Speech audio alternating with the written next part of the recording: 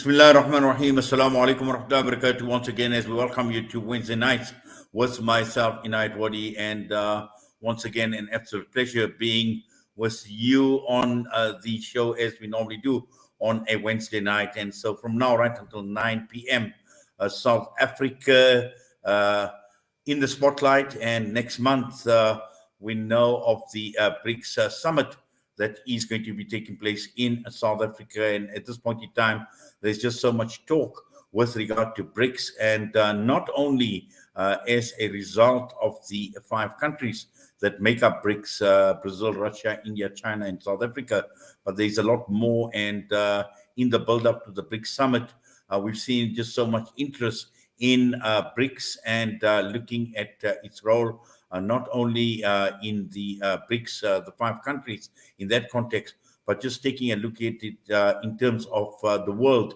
and the global village and how this is likely to impact.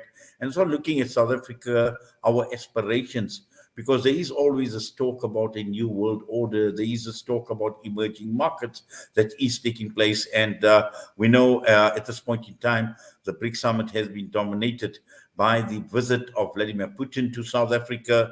There are those that want him arrested. And also from certain areas, yes, there is talk of people even like Narendra Modi as a result of the geopolitics of that region. So these are some of the issues that have been playing out. But what does this actually mean for South Africa? What does it mean for Africa? And this is what we're going to be unpacking tonight, analyzing South Africa's role within BRICS and the aspirations of a new world order by the emerging markets. Now, my guest tonight, Trevor Ngwane, who is the director of the Center for Sociological Research and Practice at the University of Johannesburg, also an author and a social activist. We've got Gideon Chitanga, who is a research associate at the African Center for Study of the United States at Wits University. We've got Gwinyai Taruvinga, a postdoctoral research fellow of Wits University, research on democracy in Africa, the political economy of Africa, and governance of natural resources in Africa. My guests are on screen right now. Telephonically, we've got Gideon Chitanga. Gideon, good evening to you and welcome to the show. Thank you. Good evening. Thank you very much. And we've got Trevor Ngwane, Director of Center for Sociological Research and Practice. Trevor, good evening and welcome to you as well. Good evening. Thank you for having me. And Gwinyai Taruvinga, thank you for your time as well and welcome. Thank you very much. Right. Where do we start? There's just so much to talk about as far as BRICS is concerned. And perhaps, Trevor, I'd like to begin with you. And let's just talk about the up-and-coming BRICS summit. A lot has been said already. A lot has been spoken. We know it's been dominated by what's been playing out between Russia and Ukraine. We know that certain matters have gone to court with regard to the arrest of Vladimir Putin. But there are bigger issues. There are major issues. There are underlying issues as far as BRICS is concerned, and particularly looking at it from the South African context. Now, looking at South Africa as an emerging market, and there is just so much that we can benefit from BRICS, and looking at our position in the global village, for want of a better term. In your assessment, and perhaps just as a way of introduction, let's just talk about the significance of BRICS and what does it mean for South Africa. Thank you very much. Well, basically, BRICS started off as a trade bloc, and then it evolved, or maybe informed, with a project to make it a bargaining lever against the power and dominance of Western capitalist countries.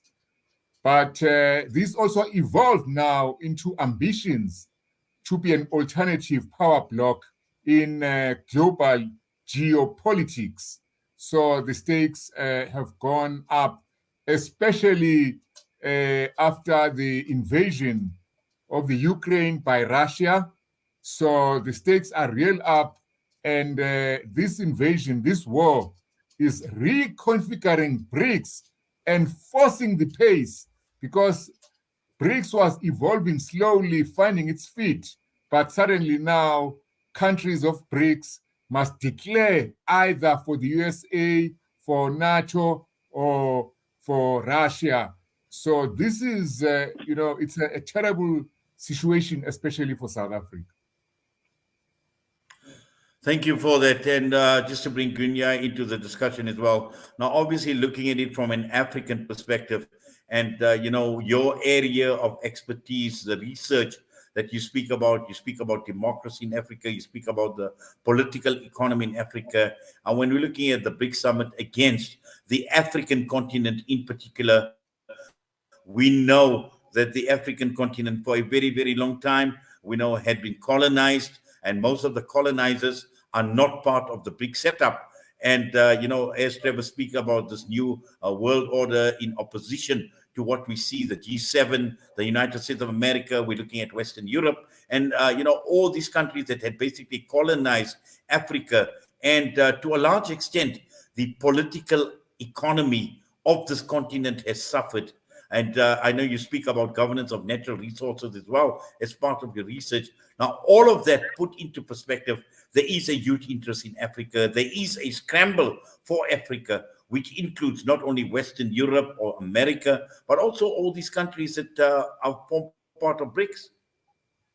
Yes, yes, indeed. And I think what's also very important, in addition to what Dr. Ngwane just mentioned, is the fact that when we look at BRICS as well, just in addition to everything you included in your question, we see that BRICS is sort of also looking at being a response to maybe neoliberal institutions that we've seen, such as the World Bank and the IMF, as well as if you are familiar with your African history, we look at, for example, the structural adjustment programs, and we look at institutions like the World Trade Organization and the role that they've played on the global scene.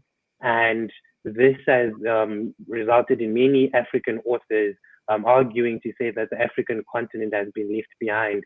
So what we see with the BRICS, we sort of see a response to this, and we see South Africa, taking that leading role, using BRICS as this institution that is sort of putting Africa at par with other nations. And as we look at it as well as being more of a response to, the historical elements that you've mentioned, such as the scramble for Africa, as well as what was introduced by the World Bank and the IMF through structural adjustment programs. So when we look at BRICS, we see BRICS as a major response for the African continent, with South Africa leading the way in this journey. Yes, and just to bring Gideon Chitanga into the discussion, Gideon, you've heard what Dr. Trevor and Ngwane has said, and also Gwinyai, just by way of an introduction, and just looking at it from your perspective in terms of this BRICS summit, the up and coming BRICS summit, and South Africa hosting the summit, and just looking at expectations, what could possibly be on the agenda, and particularly in the light of this new world order that we speak about? I think already we have noticed a lot of noise and reaction about the upcoming BRICS summit. A lot of issues related, I think, partly to what my colleagues have said here, geopolitics, the global polarization between the global south and the global north, and particularly the dominance of the West, which has increasingly become militaristic, is epitomized by the role that NATO has taken in terms of backing Ukraine, but also the role that Russia has played. I think it has been really defining at a very critical moment for the global south. As part of just talking about the BRICS constituents and the growing interest in the BRICS, where a lot of countries in Africa and outside have indicated that they would want to join the bloc. So two issues emerge. One is a very important, I think, economic conversation with respect to the potential impact of BRICS, and there has been, I think, a lot of conversation about the how intra-BRICS trade, the BRICS Development Bank, and how these are transforming economic relations, particularly growing the global South trade and investment, which is likely to foster development based on the terms of these countries, which were historically marginalized by the Western-dominated, I think, geopolitical context or sphere. African leaders, I think, made a very important point at a meeting with the president which was organized by the French president. And the dominant conversation there was the issue that Western institutions, particularly the World Bank, the IMF, and the rest of the major financial multilateral institutions, which are dominated or controlled by the West, just for a long time disadvantaged or exploited African countries. They borrow at very high cost and at very stringent terms, but they are the major borrowers, probably in terms of numbers, the main contributors to these major institutions. So the BRICS and this summit in South Africa presents an opportunity for countries from the global South, which are members of the BRICS, and those which are potentially going to be joining the platform, to really push the agenda, push the envelope on these matters, and maybe to consolidate the previous initiatives and from the previous summit, and get closer in terms of pursuing an economic agenda that is more beneficial to the global South. The second is a geopolitical issue. I think we are seeing more and more closer cooperation within the BRICS, but also around countries from the global South, whether they are African countries, inclusive of Latin American countries, the Middle East countries also having an interest in the BRICS, and mainly because they feel that the neoliberal geopolitical order is not sustainable, and more we are seeing global instability, which risks serious conflict, potentially a third world war, if you like. So there is need to focus on creating and respecting the rules of a global, a multipolar or a pluralist global order that recognizes and respects the other countries. So I think that's a major conversation that would be pursued in this coming summit.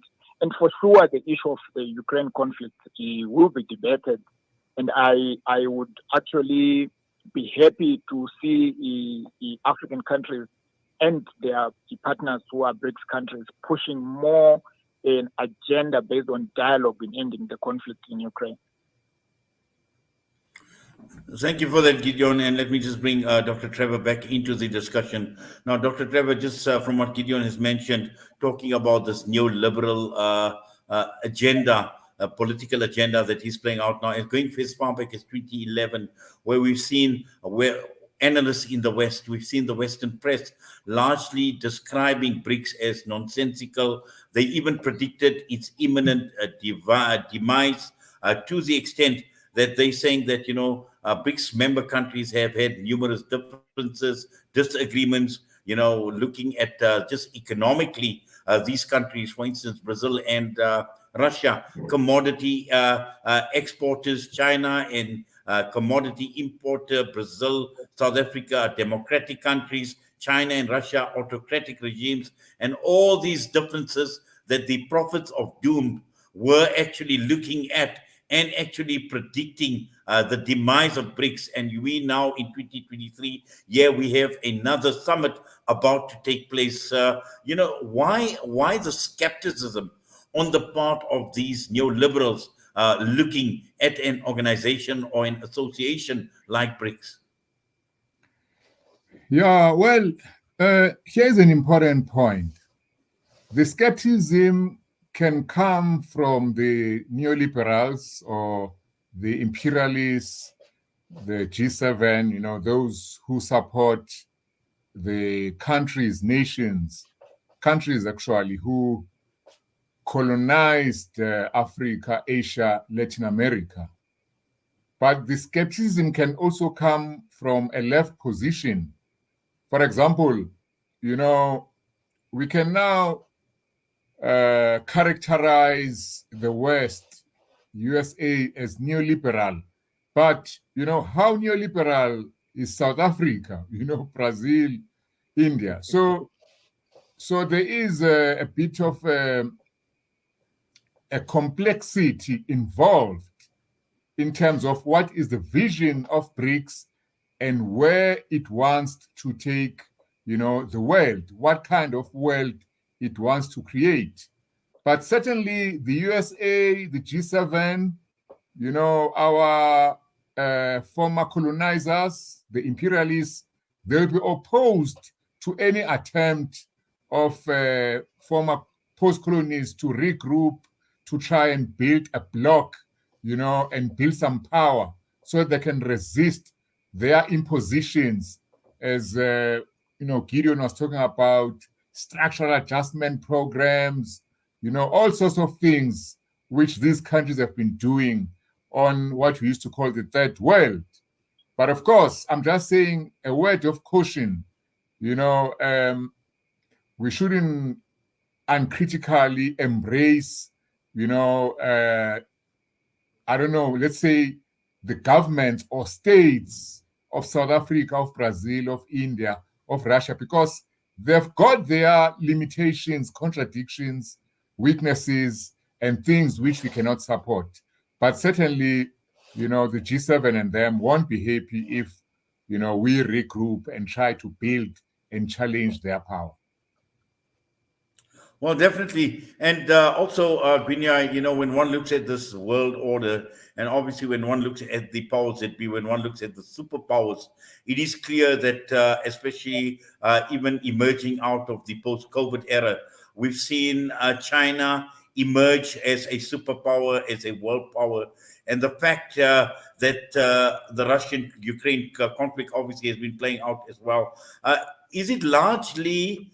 when one looks at the BRICS identity, is it largely defined by Russia and China and how the West and the United States in America views these countries, or how else would one actually describe this BRICS identity in the bigger scheme of things, and being a major global player, particularly for countries like us in South Africa? We're an emerging market. You're looking at Brazil. We know that India is starting to feature a lot more prominently on the global stage as well. And India is obviously very, very strategic to both the US and Chinese interests across the world.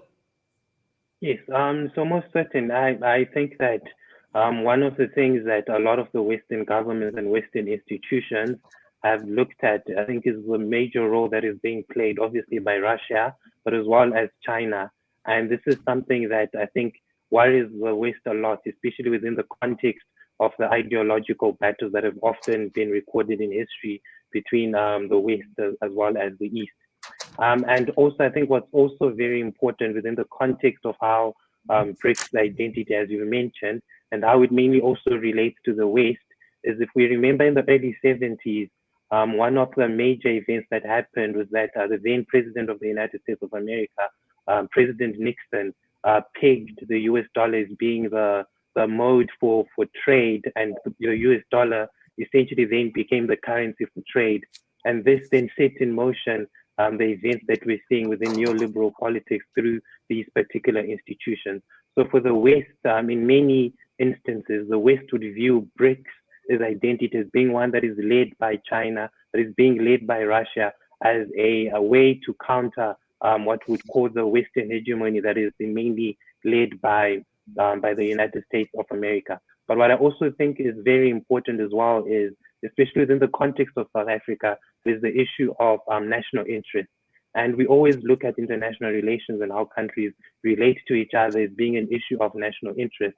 And I think BRICS, again, provides this opportunity for countries like South Africa, for countries like India, as you've mentioned, for them to also have a way to have a piece of the pie, so to say, but also have a major voice to contribute within this global context that we're looking at. Because as you've also mentioned, what has happened after COVID is we're seeing a major shift with where countries are going. Recently, the reports that are coming from the UK at the moment is, I think the Prime Minister, Rishi Sunak, has implemented particular policies that are sort of being seen as protecting the United Kingdom. We're seeing the US is also trying to position itself globally after the pandemic. And again, we're seeing that BRICS has gained a lot of traction through all these reports that we're seeing concerning the summit and concerning the identity that you've spoken about. Yes, thank you. And talking of traction, and just to bring Gideon back into the discussion, in terms of just understanding why this BRICS forum has gained traction, and I just want to talk a bit about the relationship that the 5 BRICS countries enjoy. And we know it is common knowledge that these members have generally treated each other well. And they've got quite a powerful diplomatic relationship between all these countries. And Gideon, just in your mind, this relationship that these 5 countries enjoy, how can this relationship be of benefit to advance the BRICS agenda and to take this forum forward, and particularly, coming into the 2023 summit, which is the 15th summit? I'm sure that is going to be a major talking point amongst these countries. Going back to the point about the different political systems, for lack of a better phrase, China, South Africa, Brazil, and Russia. And so you are right, it's a major critique against the BRICS that is probably presented by those who are skeptical about its prospects. But I think that the strength of the BRICS is really that it is an entity that is emerging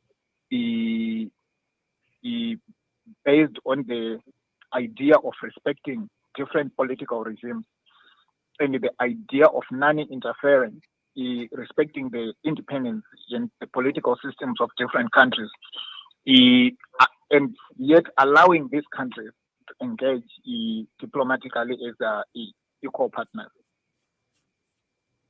This is what the hegemonic geopolitical order that has been historically sponsored by the West has failed to do by recreating the world in the image of the global West, the image of the US, politically and institutionally, and externally in other countries, then destabilizing a lot of other countries and causing a lot of conflict. So the ability of the recognition by BRICS leaders of different political regimes or different political systems in different states and treating each other as equal partners, I think is crucial in creating a stable world order and allowing these leaders to critique and talk to each other frankly, including on critical issues of political and economic interest. I think that BRICS should be looking at making quick economic gains, global restructuring in terms of representation of the countries from the global south in international institutions is quite key. If the BRICS is to make a quick economic impact at an international level, the debate about fairer representation within the IMF and the World Bank should continue to be pushed in spite of the emergence of the bank, where BRICS leaders have said, okay, we can put our money together, be equally represented as shareholders, and invest our money in our own country. And by so doing, they've created, I think, a huge sum of capital that is making a difference in infrastructure development and agriculture and other sectors divided in all these countries. The second thing is China has pulled the African continent specifically, but also the rest of these BRICS countries in terms of infrastructure investment, in terms of technology transfer. And the Chinese investment has been really transformative in all the BRICS member countries. But also intra-BRICS trade between these countries is also growing. If you look at the demographic advantage in terms of creating a potential common market, a common BRICS market, it will be bigger, I think, than the US or the G7 collective. And I am quite sure that in terms of the GDP, the BRICS can become the most dominant community if it gets there. So there is huge potential, but we are a long way before the game. We are seeing the benefits of growing trade, growing partnership, a growing voice in the global platform, in multilateral, in addressing multilateral issues or responding to multilateral issues. But I think there will be more work as the BRICS grows, more members come in, because that on its own also stirs new contradiction that will require and take the energy of the BRICS leaders. Yes, thank you. And also, Dr. Trevor, when one looks at the numbers game alone, just looking at the populations of China and India alone, and in terms of these 5 countries, the number of people that they represent right across the entire world, that is extremely relevant. And in terms of increasing the membership base of BRICS, that obviously is going to be huge. It's going to be massive. But also, looking at, and I know Gwinyai has been talking about the likes of the IMF, talking about the likes of the World Bank, and clearly, they've held many a country to ransom as a result of the loans. Many countries have had to sacrifice a lot over a period of time. They've had to sacrifice their healthcare systems. They've had to sacrifice their education systems as a result of the measures or the conditions that have been imposed by the likes of the IMF, by the likes of the World Bank. Now with BRICS, there is this talk of this development bank, and also looking at not only having a political relationship, but looking at issues that we are faced with on a day-to-day basis. We're talking about things like climate change. We're talking about education. We're talking about energy. We're talking about resources. Now, all of this, it's a proven fact that with the neoliberal agenda, acting in the corporate interest, acting in the interest of the IMF and the World Bank, whereas when one looks at countries like China, obviously their presence has shown that when it comes to infrastructure development, all of this, they have proven it in many a country, and specifically in Africa, we've seen a fair amount of development take place with a country like China on its own. Yeah, well, look, I think, I don't know whether it was Gideon who seemed to suggest that one swallow doesn't make a summer. So it's early days yet.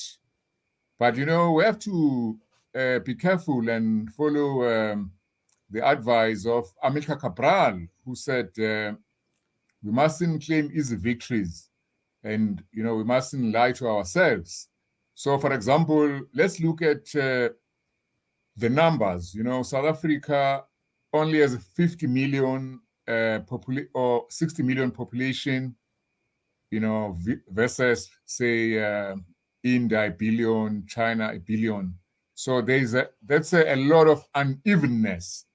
Secondly, at the moment, the trajectory of the South African government in terms of economic policy is decidedly neoliberal. I mean, only yesterday they're announcing that they are privatizing Transnet, which will probably have a bad impact on employment. Workers will lose their jobs. Also, geopolitical concerns. Even victories, advances must be, viewed also and be balanced with what is happening to the ordinary person in each country, what is happening to the ordinary worker, so to speak. So we see in many of the BRICS countries, South Africa in particular, because, we live here, I know what's going on. Yeah, we see the rich getting richer and the poor getting poorer. So that is why I was talking about what I can call a state-centric approach. Yes, geopolitics is fought out by states, but in the struggle to create a better world, we must also take into account the specific interests of those who don't control the state and who are sometimes, victims, beneficiaries also of state policy. So I'm just saying that, these are issues we have to address. Also on ecology. So unfortunately, there is this old debate, which is a serious debate actually, because it might lead us to demand reparations from those countries, the capitalist countries, the imperialist countries, which industrialized and messed up the climate. But we live in one world. So when the climate gets messed up, whether it was messed up by, Britain or the USA, we find that it's affecting Africans in particular, or primarily. So it means that we, have to take, these issues quite seriously, rather than fall into the trap of saying, well, we didn't create the problem, therefore, and there's that old story that it's our opportunity, our turn to develop. Can you see? So I'm just saying that, we mustn't make our opposition to the wrongs of the imperialists, to blind us, or to stop us from being both critical of them and also self-critical, and see what kind of BRICS we can create. Because in my opinion, there's two types of BRICS. We can have a BRICS from above. Remember, in Russia, we saw capitalist restoration. So we're not talking about a world, the Cold War between global capitalist forces and global socialist countries, forces. So I'm just saying that, we should look at both sides, look at the fate, interests of ordinary people, especially the working class, and then support BRICS insofar as, those interests are looked after. My last point here is that in the world, I'm not talking about BRICS, in the world, in the US, you get the rise of a politics which is definitely, decidedly right-wing, Trump and them. Some of it verges on fascism. Some of the things happening in India under Modi, are unpalatable. And now we also hear that countries like the UAE, which are far from democratic, which are far from gender affirmative, are joining BRICS. So we have to fight those tendencies which we think might affect ordinary people negatively. But certainly we have to fight against the imperialists, because indeed the problem began with them taking over the world, imposing their system, stealing everyone's resources. Yes, in fact, I think, Trevor, you make some very, very telling points with regard to the politics of the West and the whole fascist tendencies, the increase of right-wing politics right across many countries in Europe, including India, and obviously even a person like Modi, his track record speaks for itself. But just to, there's just so much ground to actually cover. And Gwinyai, I want to talk just a bit about the dollar, because there is this talk about a new BRICS currency. Obviously it would require a lot of negotiation, but there is this talk about de-dollarization momentum that has actually been building. And we know with the Russian-Ukrainian conflict that is taking place, a lot of trade has been taking place in non-dollar currencies. And this is clear that the United States of America has also recognized the fact that the almighty greenback, the almighty dollar, is going to be under threat. And there is this desire on the part of some of the BRICS countries to actually reduce reliance on the US dollar. Yes. So if you have been following the Western media a lot, I think this is some of the rhetoric that they've been pushing, whereby they're discussing this notion, this discussion of a new currency that is going to rival the US dollar. And I think just for the context, especially considering all the issues that have been raised about the countries in BRICS, I think this is a very important discussion, the issue of the currency. But I think the context of that as well is extremely important, especially the points that were raised by the doc just previously, where he mentioned issues such as democracy and various other issues that have to do with the countries in mention. But when it then comes to the currency, I think a lot of rhetoric is focusing on the fact that this new currency coming from BRICS is going to be essential in terms of trade, because if you look at certain countries within BRICS, they've been mooting this idea of having a currency that will rival the US dollar. And this is obviously causing the West to view BRICS in a particular way, to view BRICS as a threat to the hegemon that we've been talking about throughout this entire session. And I think it also goes back to the historical aspect that I've spoken about, whereby I said previously with trade, the idea of trade was that a country would trade based on the amount of gold that they have. But President Nixon was then American president, changed this and made the dollar the mode for trade. And this has obviously ensured that the United States of America has enjoyed a hegemon within the global sector. So with BRICS, concerning this particular currency, we see that there is an opportunity to threaten this stranglehold that the United States of America has had for a very long time. However, I tend to agree with my colleagues as well to say that I think it's going to take a certain period of time for this actually to then come to fruition, to actually see BRICS then actually have this currency that will challenge the US dollar. But I think if there are measures in place for this currency to take off, I think it will give the smaller countries in the world a chance, an opportunity to stand on an equal footing with countries such as the United States of America. So the issue of the currency is important, but more important, also taking it back again to the previous points that we raised, to do with democracy, to do with the internal matters of countries in BRICS. I think it's important that we also focus on the institutions in this country. I think the doc also raised the point there, where he said in South Africa, we find that our government tends to be neoliberal in terms of the policies that are being passed, like the privatization of Transnet that he just mentioned. These are issues that we also need to take seriously as well, and also to take these issues to heart when we also then talk about this discussion of a currency, because at the end of the day, we need to ask ourselves, will the citizens have confidence in this particular currency? How will the global markets react to this? Because remember, again, we live in a global society where things are intertwined. So how will the global community react to that particular currency that we are talking about? Thank you for the Gwinyai, and just Gideon, just looking at it for what this actually means for South Africa internally.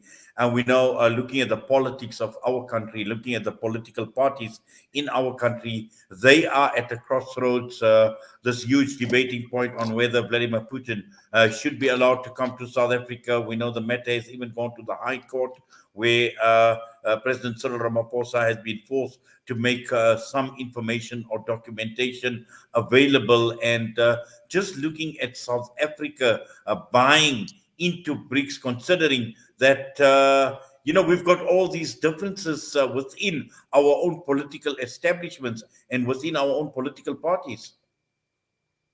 Yes. Well, I think I read something earlier before this discussion to the effect that President Putin may not be coming to the BRICS summit, and Sergei Lavrov will represent him. I'm not sure if it's accurate, but I saw something like that.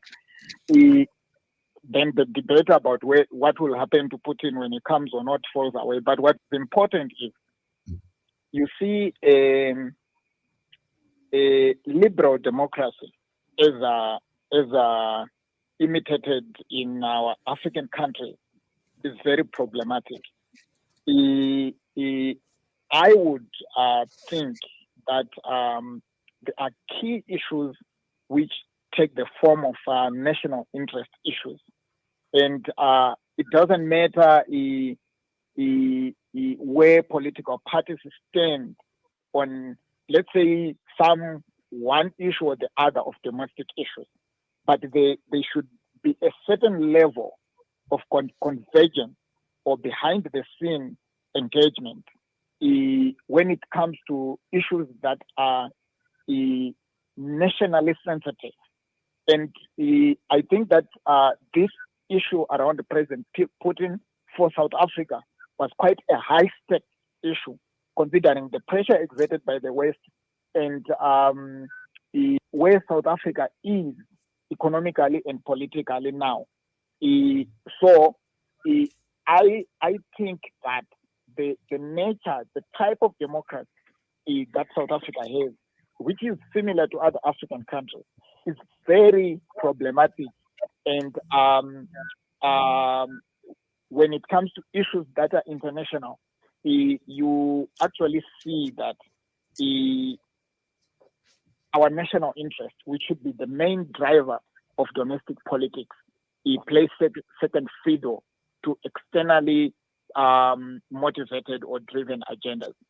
In terms of domestic politics, clearly I think that the ANC is at its weakest and is facing a lot of contradictions. But also the opposition parties are at their weakest and are facing serious contradictions. And I think we are just in a phase of a decline of leadership and decline of political parties, decline of institutions, including state institutions.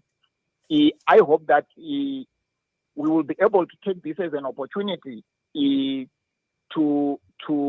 work very hard to bolster national institutions, national parties, whether it's the ANC or other political parties. And maybe there's room for a new generation of leaders who are courageous, imaginative, bold, and who would seek to define the future of this country without forgetting the past.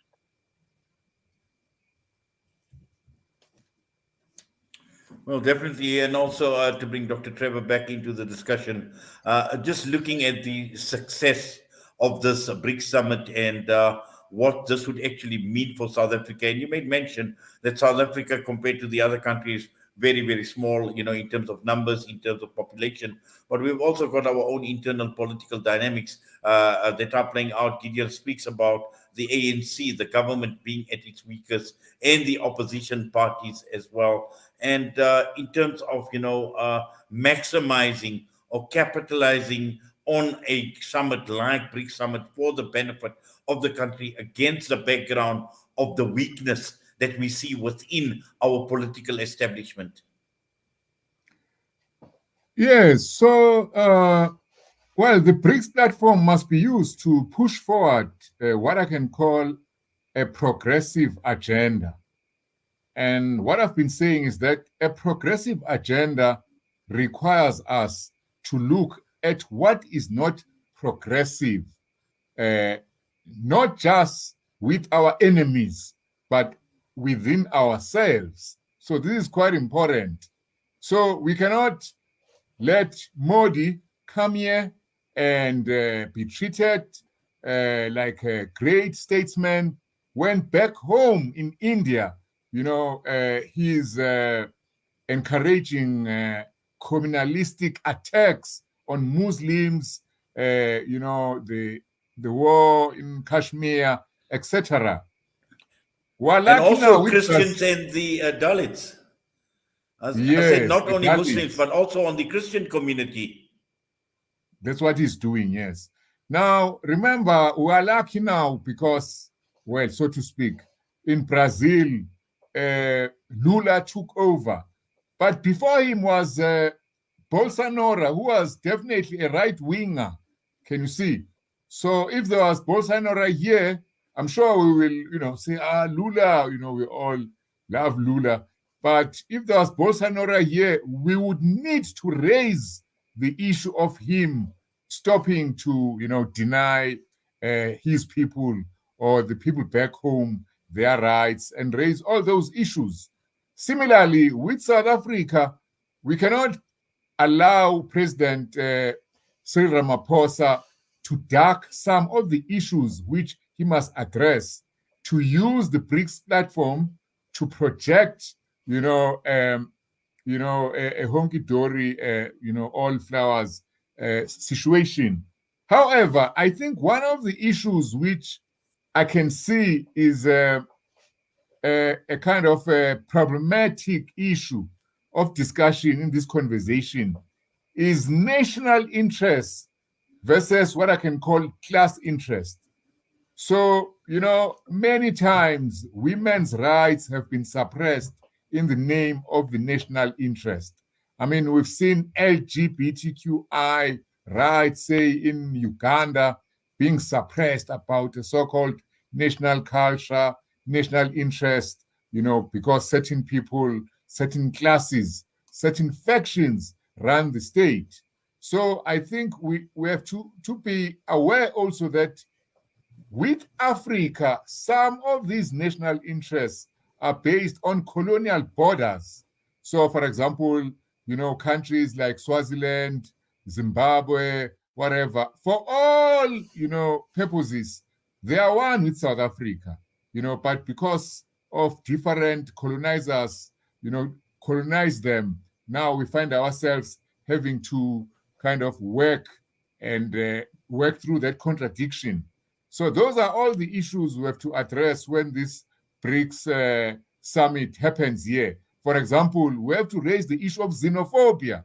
So you cannot say on the one hand, yes, let us unite as the, global South, let us be one. But as soon as everyone is gone, you turn around and attack Zimbabweans and Mozambicans as foreigners. That is not on. And we've seen that the ANC government has not been principled on that issue, ducking and diving, the Department of Home Affairs, I don't want to renew the ZEP, Zimbabwe exemption permits. All those issues must come up. Can you see? I'm just saying that this is not a time to allow, the rich and powerful, to bask in the glory without also challenging them on some of the issues which worry ordinary people on a daily basis. Yes, gentlemen, we've got about 6 minutes to go, and I'm just going to go around the panel. I'm going to give you about 2 minutes each, starting with you, Gwinyai. Your expectations from this summit that is going to be held next month. What are your expectations? What would you ideally like to see? So I think one of the most important things for me will be the African Continental Free Trade Area. I think South Africa has an important role in terms of leading that particular discussion within the BRICS community. And I think that it is very important that South Africa takes that particular role, because I'm reminded of that. I think it was a meeting that again was held by the French president a few weeks ago. And the African leaders in particular, I think it was President Ruto from Kenya, President Ramaphosa from South Africa, and also President Hichilema from Zambia. And they spoke a very strong game. They spoke a very bullish game where they spoke about, the disadvantages that Africa has faced. And I think President Ramaphosa also mentioned the discussion about COVID vaccines at that particular time, where there was a challenge about how the Western countries had sort of monopolized that particular element of the pandemic.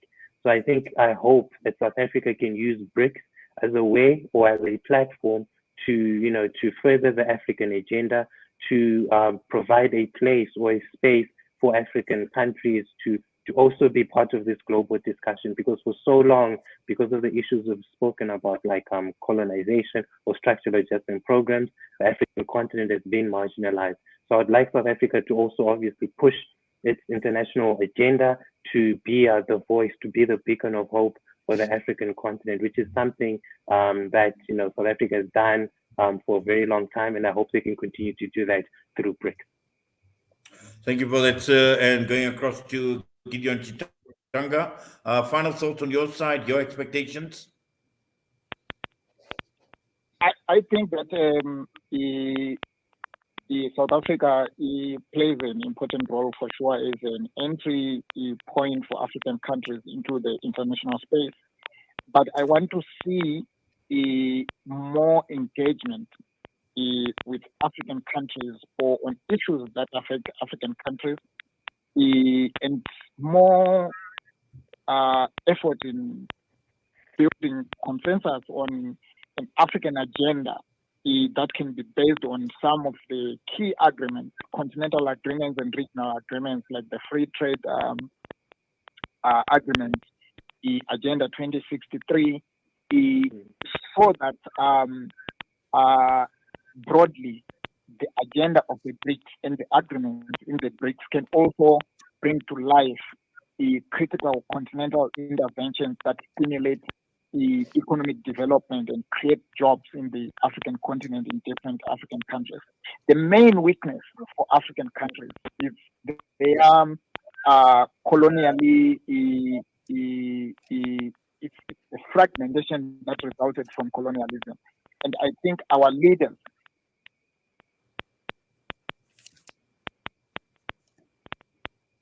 should be an idea for bridging that by collaborating, working together, cooperating, particularly on issues that are of continental interest and are important to African citizens. Well, thank you for that, Gideon Chitanga. And finally, Dr. Trevor Ngwane, just final thoughts from you. Yes, thank you very much for this opportunity. Yeah, I'd like to see civil society organizations, movements, actually getting the confidence to take action, to engage in discussions like this one on Salam Media, to make their voices heard. Also, to use the opportunity and to be inspired by BRICS to imagine a different future. Because I don't think that, we're having the rise of BRICS just because of the dynamism and strength of China or of the great numbers of people in China. I think it's because the capitalist system is in crisis, which is why, the USA, Europe are having a problem. So I think it's time now to try and imagine an alternative system, because clearly, as Gramsci said, the old is dying, but the new has not yet been born. And I think that it is an opportunity, this BRICS, to imagine a different world, a better world for all. Gentlemen, thank you very much for that and for your time with us this evening. I must say it's been an absolute pleasure being in such esteemed company in unpacking the up-and-coming BRICS conference. It just shows, you're both from a research perspective and also looking at it from an academic perspective. I must say there's just so much value that has come through from all three of you. We do appreciate you taking time out and being part and parcel of this discussion on Salam Media. And as you pointed out, Dr. Trevor Ngwane, we need a lot more discussions. And I'm sure in the build-up to the conference, we will have a lot more, hopefully, as we head towards the summit and also in terms of covering the summit. So to you, Dr. Trevor Ngwane, Gideon Chitanga, and Gwinyai Taruvinga, we thank you. We do appreciate your time. All the best to you, gentlemen. Please take care. Thank you. Thank you. Well, that brings us to the end of the discussion in unpacking this all-important event that will be taking place in South Africa. We trust and hope that you've enjoyed it as much as we have right here on Salam Media. So until we meet next week on Wednesday nights with myself, Inayat Wadi, from myself and the team, Assalamu alaikum wa rahmatullahi wa barakatuh.